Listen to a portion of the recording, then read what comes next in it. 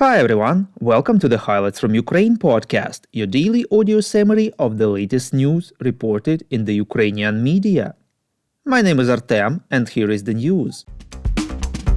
For 647 days, Ukraine defends itself against the Russian invasion.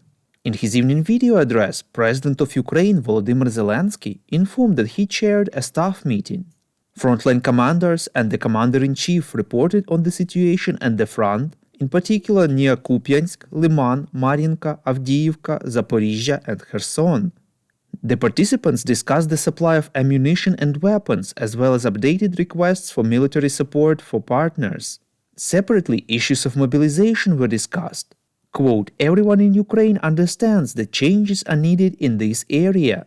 It's not just about the number of those who can be mobilized. It's about terms for everyone currently in the military, for demobilization, and for those who will join the military," unquote. Volodymyr Zelenskyy gave an interview to Associated Press, reports Ukrainska Pravda. The president acknowledged that the long-awaited counteroffensive in summer and autumn this year did not result in the anticipated breakthroughs. At the same time, he emphasized that Ukraine is not retreating and that it requires assistance in boosting domestic arms production.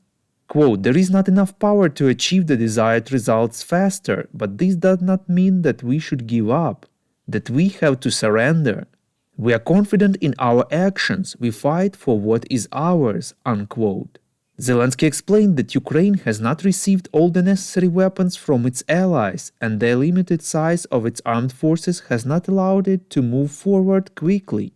He also pointed out positive results achieved. Ukraine managed to liberate part of its territory against a better armed and fortified enemy.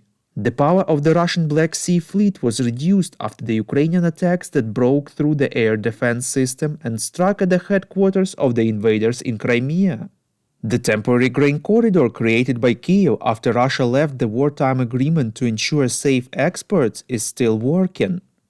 The Associated Press journalist asked Zelenskyy whether the static battle lines caused some pressure from Ukraine's allies regarding peace talks with Russia. The head of state said that he has not felt such pressure.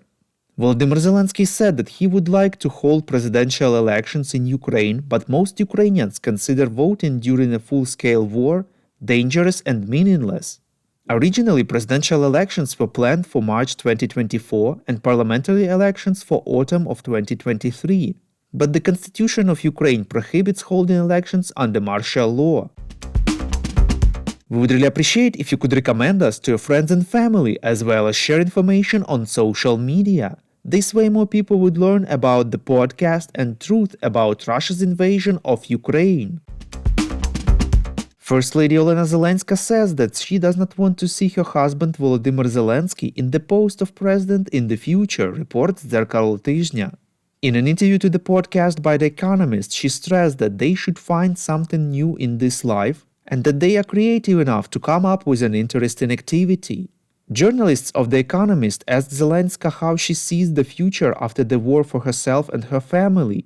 Quote, "Our family will be together again. We will live together with my husband and children. All the time. We will take a vacation and go somewhere. I don't even know where, but as a group, all four of us. And this vacation will be long, a whole month, and only after that we will think about what to do next, him and I," unquote.